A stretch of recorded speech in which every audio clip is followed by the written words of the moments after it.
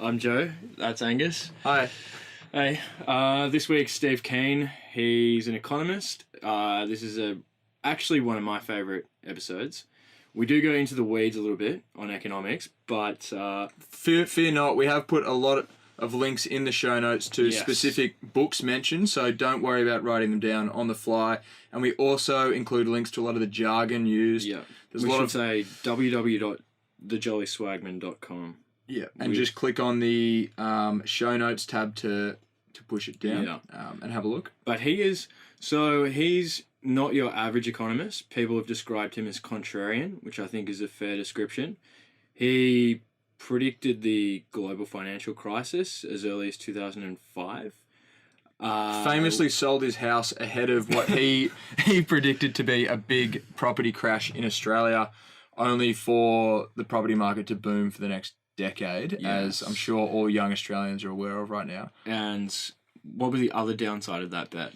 Well, part of that bet was a fellow economist said if it doesn't crash in the next 2 to 3 years, you have to walk from Canberra to Kilimanjaro as punishment. Which Kosciuszko. It was one of the big ones. Yeah. So correction. He walked from Canberra to Kosciuszko. Yeah. Didn't have to cross the Indian Ocean, fortunately. Kilimanjaro. Yeah. But he... Interestingly, we discussed that in there, so listen out for that. But we also asked him at one point whether he's currently predicting. So he is currently predicting for another global crash, and an Australian property crash, and a recession. Which banks to short.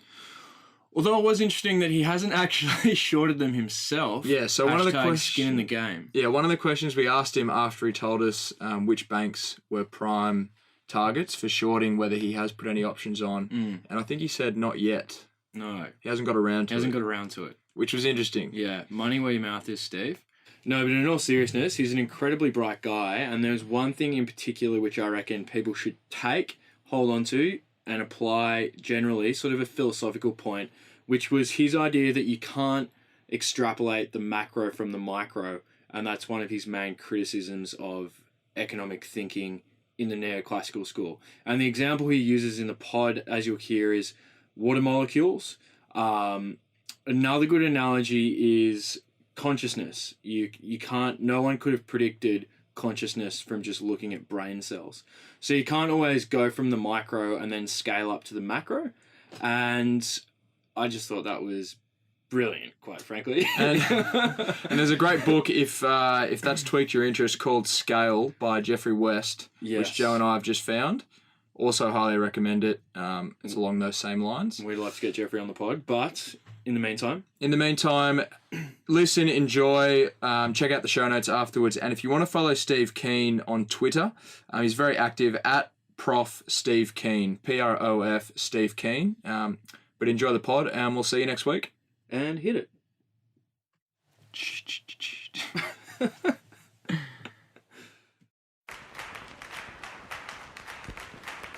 All the way from their Sydney studio, you're listening to The Jolly Swagmen, the podcast on uncommon topics with exceptional guests. With your hosts, Angus and Joe.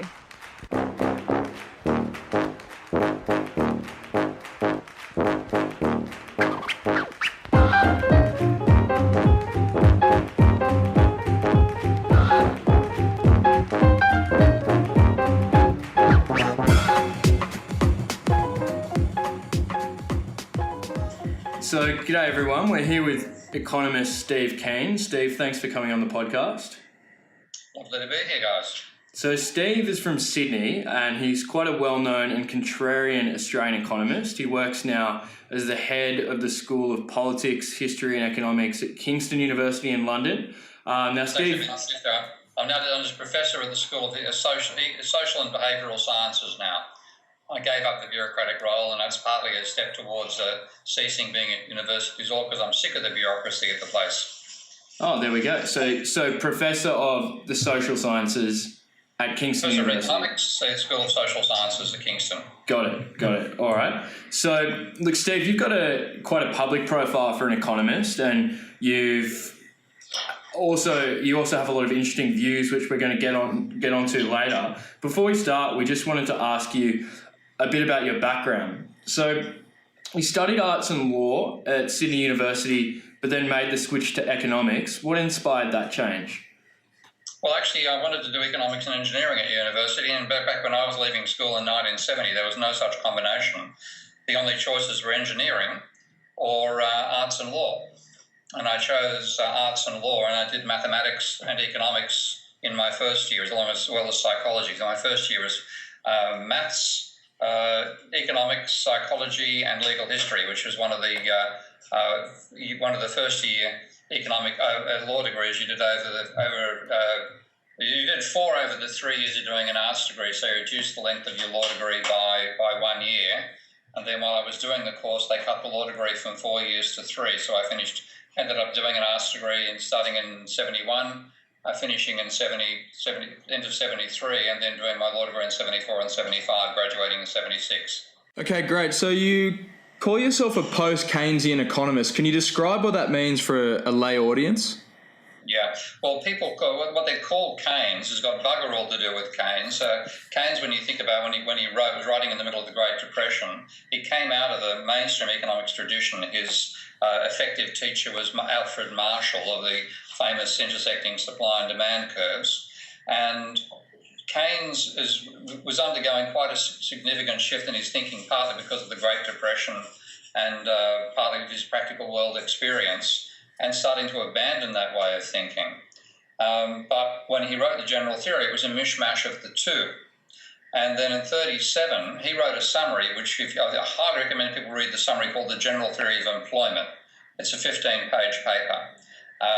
But at shortly after that, a guy called John Hicks wrote his summary of Keynes. Hicks was a much more conventional thinker than Keynes, and what he saw in the general theory was just the intersecting supply and demand curves. And what he actually gave as a summary of Keynes, in fact, was a model of his he developed in 1934-35, before he'd even read Keynes, as he later admitted. So what people thought was Keynesian economics was actually derived by Hicks. It was a direct descendant of Volra's general equilibrium thinking, and that was then systematized by Paul Samuelson to what he called the Keynesian neoclassical synthesis. Now, that synthesis has 1% Keynes and 99% neoclassicals. So that's what people have called Keynes ever since. And, of course, that collapsed in the early 70s with the rise of inflation, and then led later to the neoclassicals building a completely Volrasian foundation, chucking away the 1% that was Keynes and calling that new classical economics, and ultimately becoming what they called new Keynesian economics by adding about 0.5% of Keynes back in again and basing it on micro theory yet again. So that was what people have called Keynesian. Now, right from 1937, when this all began, a group of economists who were genuinely Keynesian said, this is crap. And rather than calling themselves Keynesian, they call themselves post-Keynesian. And that's the tradition that I've grown up in. Post-Keynesian meaning real Keynesian? Meaning real Keynesian. Actually, people have read Keynes and read more than just the general theory and understand what he was trying to do rather than what he actually wrote in that fairly mishmash of a book. So for our audience who want to find out about Keynesian theory, what publication would you recommend then that sort of distills it down if it's a mishmash? Well, you find on the web, you can easily find a paper called The General Theory of Employment.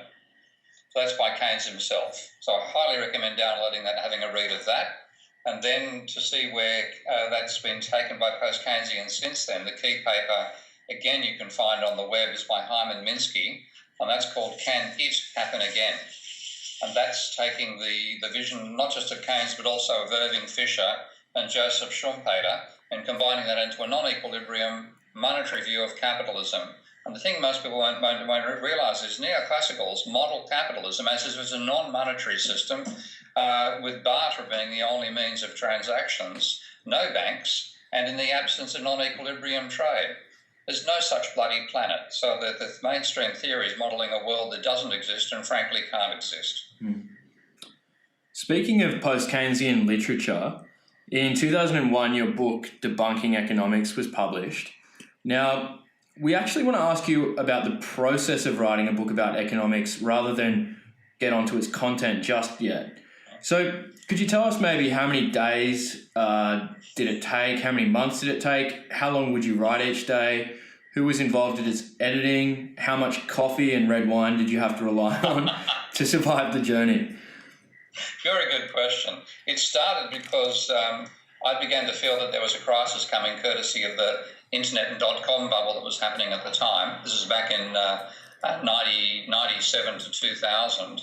And then a guy I used to teach at school called Tony Moore is now Associate Professor of History at Monash University. Tony became the head of Z Books in Australia, or Pluto Press, pardon me, and he approached me to write a book at the same time as a fairly inept bunch of lefty academics from UWS had formed a group that wanted me to write a set of leaflets, which I said I'd call them Debunking Economic Rationalism.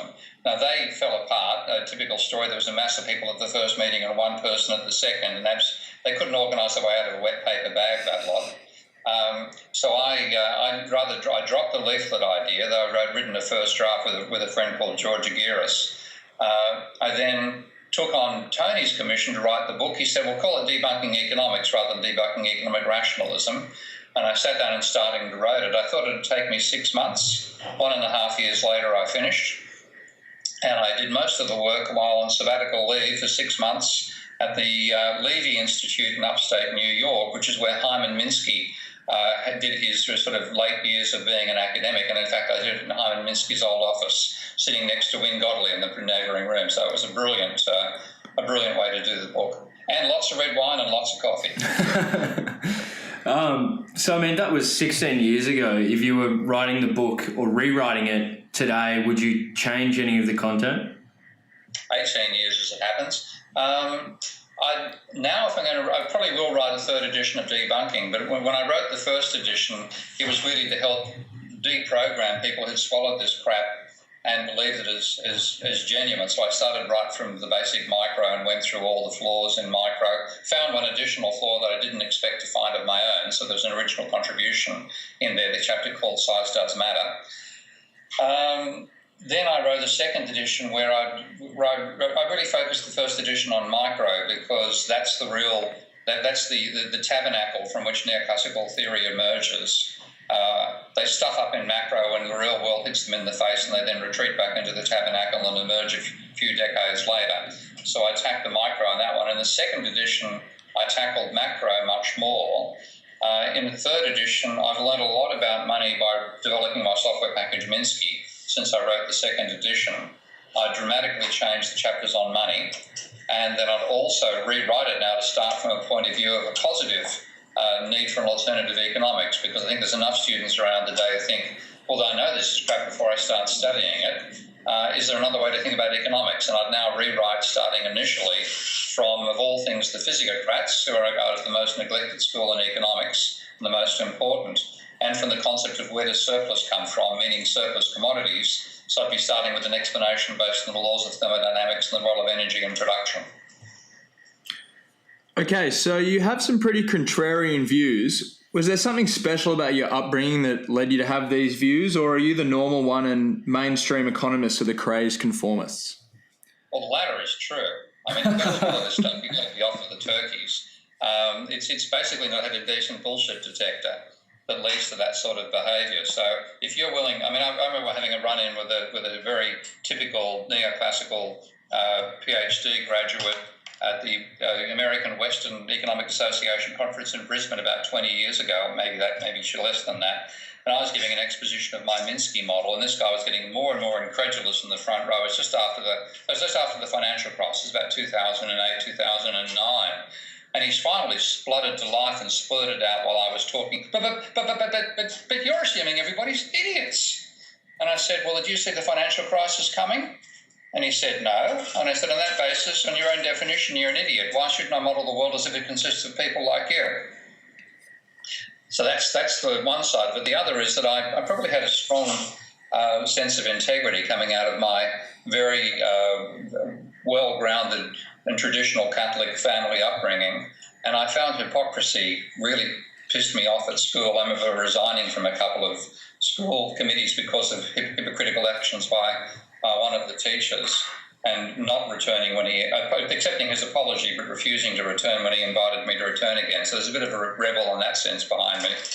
And for Vietnam, the Vietnam War also played a very important role. I was quite in favour of the war in Vietnam to post-communism. When I was at school, I just found it rather contradictory to be asked to have to be conscripted to fight for freedom.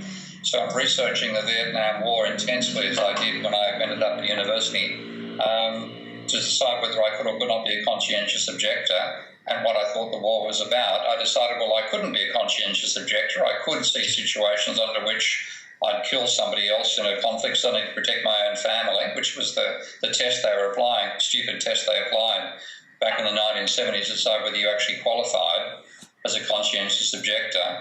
But I also decided the war was actually a war of colonial liberation that the Americans had stupidly stuck their noses into when the French reneged on their promise to hand the country back over to the Vietnamese if the Vietnamese helped them fight the Japanese in the Second World War. So that sense of rebellion, all that sort of stuff was tied up, and I also lost my religion in the 70s because of the church's lack of actions over the Vietnam War. So a combination of all those things, I think, made me a fairly innate rebel. And unlike a lot of people, I didn't swap one religion for the other. I didn't go from being a believer in Jesus to a believer in Marx. The economics profession seems like a bit of a fraternity where people who don't conform to the orthodox view are left on the outside. On a personal level, what is it like living and working in an intellectual minority? It's very difficult. You've got to have a thick skin. I've got to say most neoclassicals are nice people. There's nothing about these people that it makes them nasty. There's a few assholes, but I think there's assholes regularly distributed on either side of the political spectrum, left and right. In fact, I probably had more difficult time with people who are supposedly on the same side of the political divide to me than I had with people who are on the opposing side, because quite frequently, and this is quite a genuine thing, most neoclassicals genuinely believe they're doing good. And they're economists not for personal gain, but because they believe they're making the world a better place. So it's not that they're malicious by any stretch of imagination. They are decent people. I quite unreservedly say some of my best friends are neoclassicals. It's just that they have a deluded view of how the world operates and they're not aware that it's deluded. So in terms of goodness and integrity, I have very little problem with most neoclassical economists. A few of them can be pricks, like, for example, Paul Krugman, who's quite happily a prick and admits to it. But most of them are quite decent people, and I'm very, very happy to socialise with them, and their relations with me inside economics departments were generally quite pleasant. We wanted to ask you about neoclassical economists. A lot of them have been and are incredibly smart people. If they are so wrong, why is it that they cleave to their theories? I think it's a common human trait. I don't think economists are any different to any other discipline, including physicists.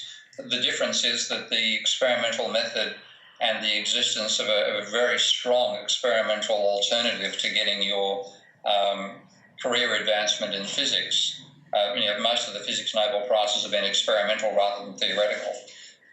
Is a reason why they will ultimately break away from a belief system. And Thomas Kuhn, I think, is a read I recommend to everyone who's caught up in any intellectual area whatsoever, is to read Thomas Kuhn's The Structure of Scientific Revolutions, because he explains that same dilemma that you can't see scientists as people who are always trying to contradict their own theory, which is effectively what Popper argued. Yeah. Instead, they believe something.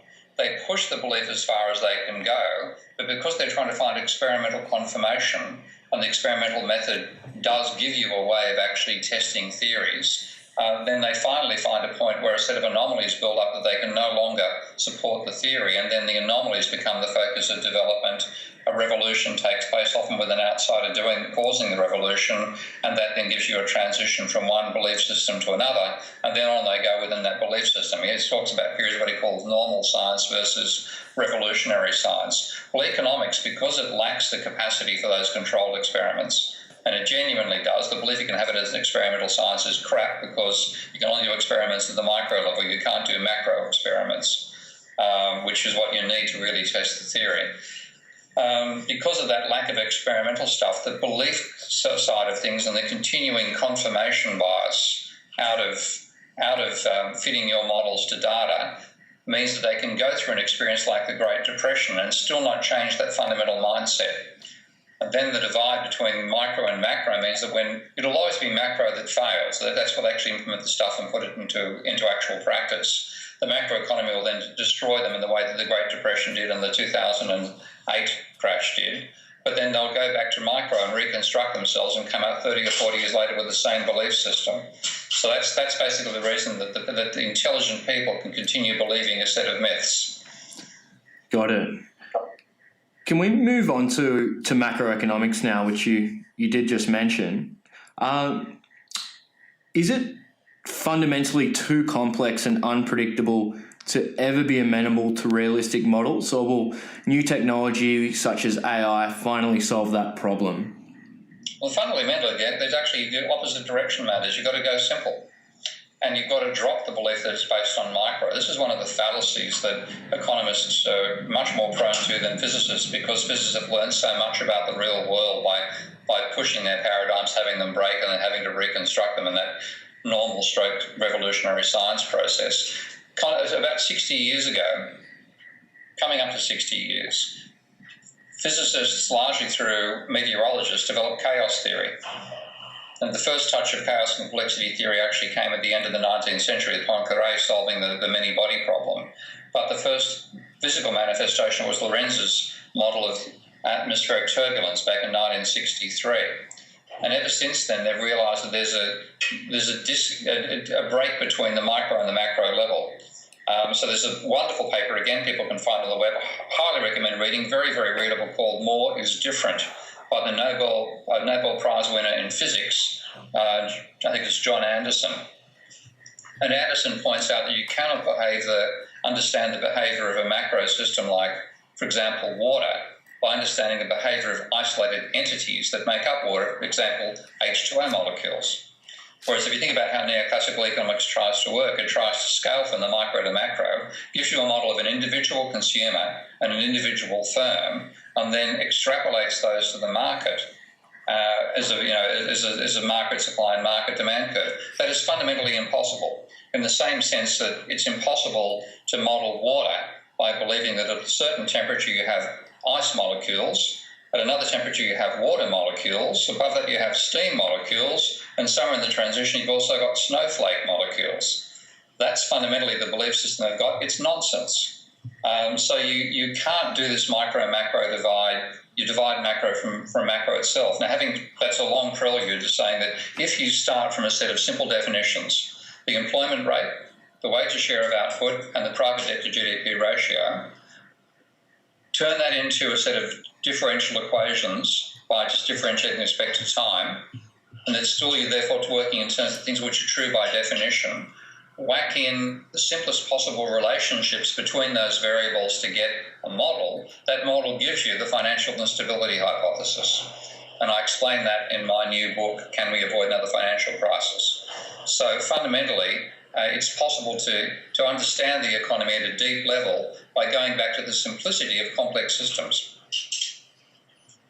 I'm similarly a huge fan of first principles reasoning, and you mentioned the combination of physics and economics. I mean, that seems like really, really first principles reasoning. Can you explain how the second law of thermodynamics combines with economics to give us meaningful knowledge?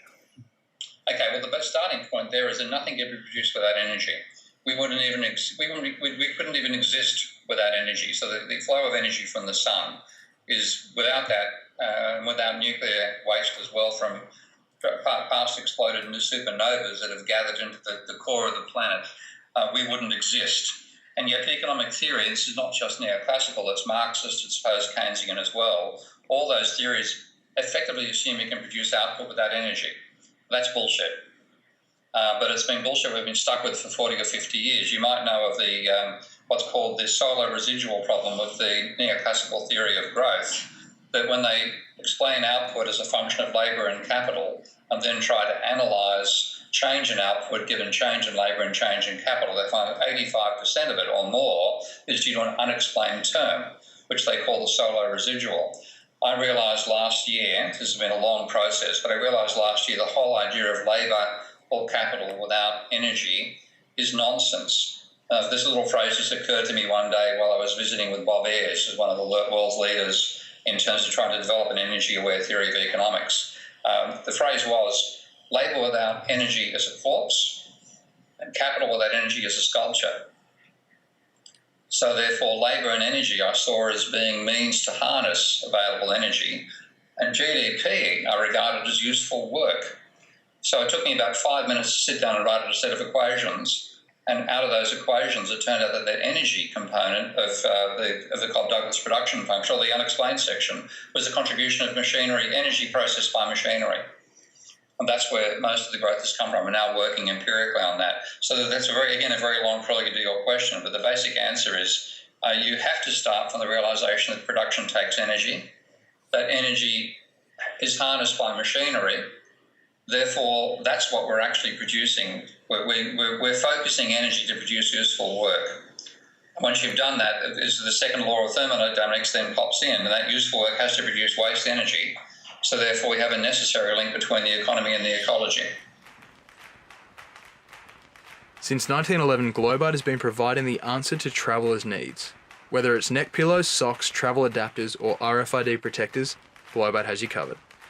We've travelled to interview guests a few times intercity, and let me tell you, that flight back on a Sunday after a late night out on the Saturday has been made all the better with Globite's deluxe memory foam neck pillow. Joe, do you remember that? No comment. So head to globite.com.au, globite.com.au today and enter the discount code SWAGMEN for a 15% discount on all products purchased. That's globite.com.au, discount code SWAGMEN. Globite, you go, we go.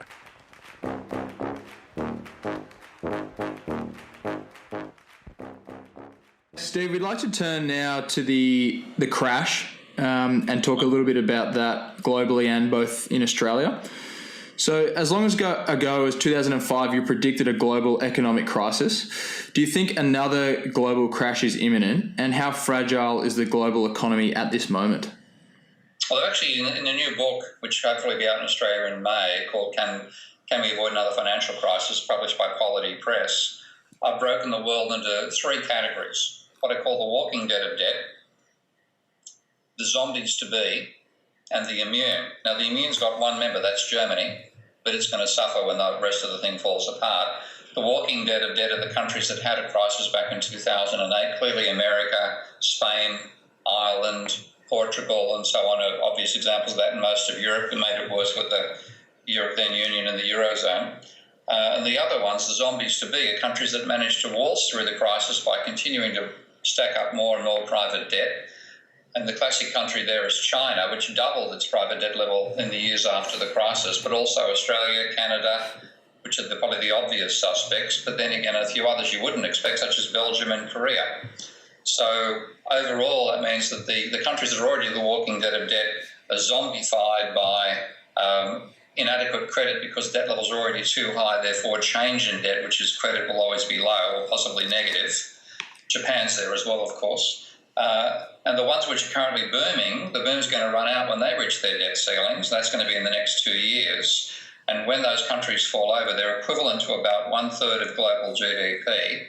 So their credit-based demand will disappear. So it means the whole world will end up becoming the walking dead of debt. So crises in countries like Australia, Canada, Korea, China, continued stagnation in countries that already had a crisis, and then after it's all over, we're all going to be in stagnation. So you mentioned there in the next 2 years. What gives you that sense of timing? It's really just the causal factor behind all this is the maximum level of debt that the countries can carry. And this is where mainstream economics leads itself completely astray by pretending that debt is an exchange between two non-bank agents. The analogy I give is their model of banking is a bit like the Ashley Madison model of sex. Ashley Madison won't actually screw you, but it'll find somebody else who wants to screw you and charge you a fee for the introduction. That's their model of banking. Now, the real model of banking is a bit more the red light district. You go there and pay a fee and they give you the service. Now, in that situation, the former one just exchanges spending power between two non-bank agents. There's no change in the assets of the banking system or the liabilities, and there's no change in aggregate demand.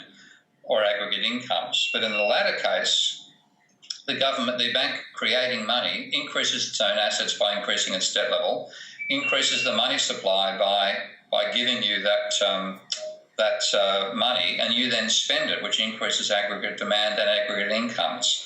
So as you approach ceiling level that we can actually borrow from the banks, and for most countries that varies between 170% and 250% of GDP, when you reach that level of the ceiling, the change in debt goes to zero or negative, and when that happens, credit-based demand disappears. So that's the basic mechanism. So it doesn't take any exogenous trigger, it's endogenous. But of course, it'll be made worse by mainstream economists when they see the economy starting to boom because of a credit boom, which they're not even aware is the cause. They'll put up interest rates to try to control it.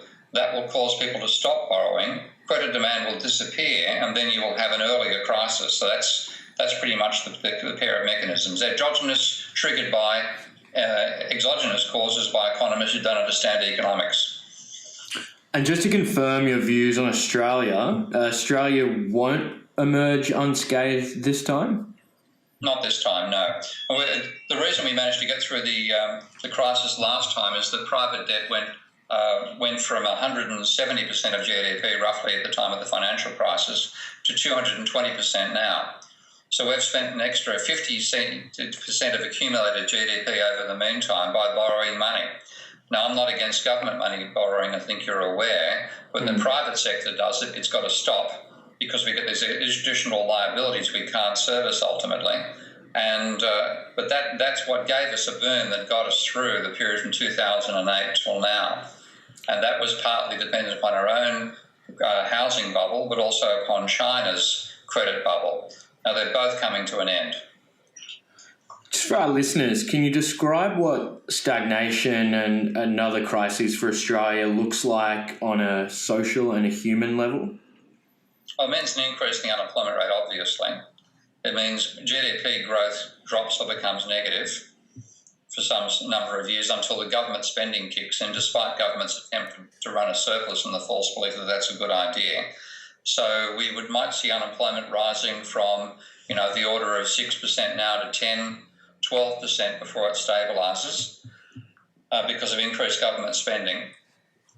And then basically very, very low growth from that point on, and probably the wrong policies being followed by the government as well, so they'll get stuck up in doing QE for the financial sector just in the same way that the Americans and the Japanese and the English have done it before them.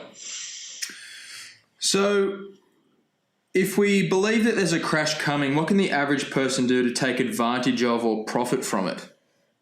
Get out of debt now and be a vulture buyer when people start falling over later because of the debt they're in. Have you shorted the market or anything like that in anticipation? I just haven't had time. I'm too damn busy, but I'm going to be buying some shares, some puts on Australian banks at some stage, which at the moment are very cheap. Just that I simply haven't had time to organise it. Are there any banks in particular, or even secondary industries, which you think could be affected, like the big insurers or builders? Oh well, the builders are clearly going to be in trouble. So yeah, I'd be shorting Mirvac and companies like that. But it's always shorting is always dangerous. You can be technically right and timingly wrong. Sykes with the petrol companies back in the 1980s showed that extremely well, unfortunately. If he'd been able to hang on for 6 months to a year longer, he would have made an absolute fortune instead he went bankrupt. So I'm going to do it with money I can afford to lose. Such as put options and the like? Yeah, well, put options like, you can buy put options for companies like Westpac out to 2019, maybe even 2020. Very, very cheaply out of the money put options right now. That's not a bad little thing to gamble with a bit of money in case it falls over, but I'd never whack on my life savings on a play like that. And any bank in particular? Has anyone been a little bit too greedy over the others? I think the Commonwealth Bank probably. Westpac almost lost itself back in the 1980s. People don't remember that, but there's a book called The Bank That Broke the Bank. Almost broke the bank, talking about Westpac back in the 1980s. The one that's actually likely to come through more success for the others, amusingly, is the National Australia Bank. And the reason for that is, speaking of some insiders I know inside the bank, is that the internal procedures are so slow that by the time they get on top of locking themselves into a bubble, it's already over and they don't lose as much money as the other banks do. That's quite interesting. So, Steve, speaking of being technically right but temporally wrong, could you tell us about the walk you did in 2010? Yeah, a lot of things about that. First of all, that particular bet was pulled on me in October of 2008 by Roy Robinson at a debate in Parliament House Library, which was the first time I'd ever been in Parliament House to give a talk, and the first time I met Rory as well. It was after I'd been interviewed on the 7:30 report by Kerry O'Brien for half of the 7:30 report one day. And in that, he asked me about house prices, and I said that, house prices had fallen by 40% in Japan over 10 to 15 years, and I saw no reason why Australia would avoid the same fate. That's back in 2008, before the rescues began. Rudd was interviewed the next day by O'Brien. He savaged the shit out of him over my views. And then when Rudd's reaction shortly after that was included bringing in what I call the first-home vendors boost. So I knew that the house prices are going to rise courtesy of government intervention. You'll find a blog post me there on that front back on my debtdeflation.com/blogs website. But when Rory pulled the trick on me, he actually said by saying, "You're most famous for your call on house prices." Now I thought, hang on a sec, you don't get on the 7:30 report for half the bloody show with Kerry O'Brien if you're not already well known.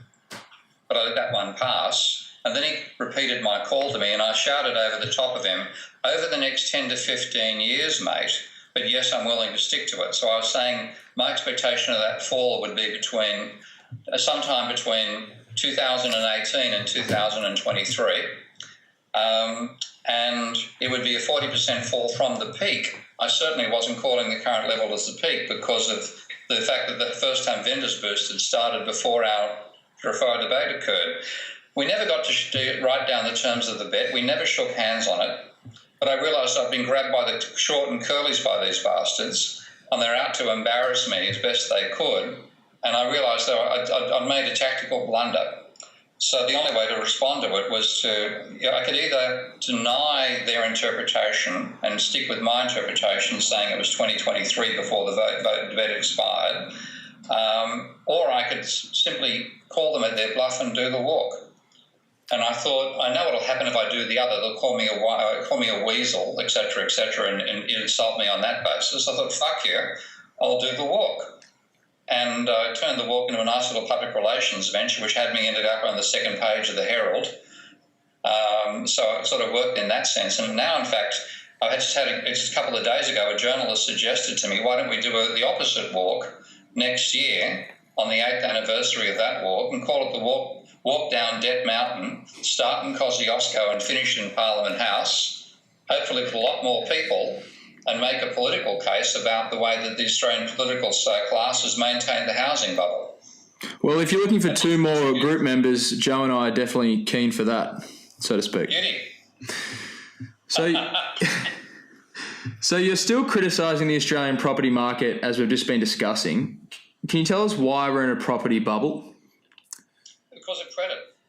If you look at the, I got the cause right but the direction wrong in terms of what was going to drive change in the housing market. So the cause I've always said was accelerating mortgage debt. And I thought we'd get to a peak and then go for both falling mortgage debt and decelerating as well, so house prices would fall. Instead, what happened, courtesy, first of all, the first-home vendors boost by Rudd, and then because of the China boom, and then after that because of the RBA cutting rates to try to actually encourage a housing bubble again, we've continued having rising levels of mortgage debt.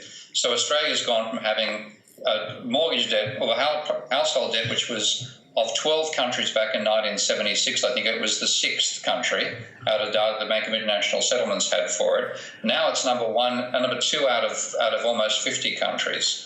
So we've gone having one of the least indebted household sectors in the world to the second most indebted household sector. And that's why house prices have kept on going.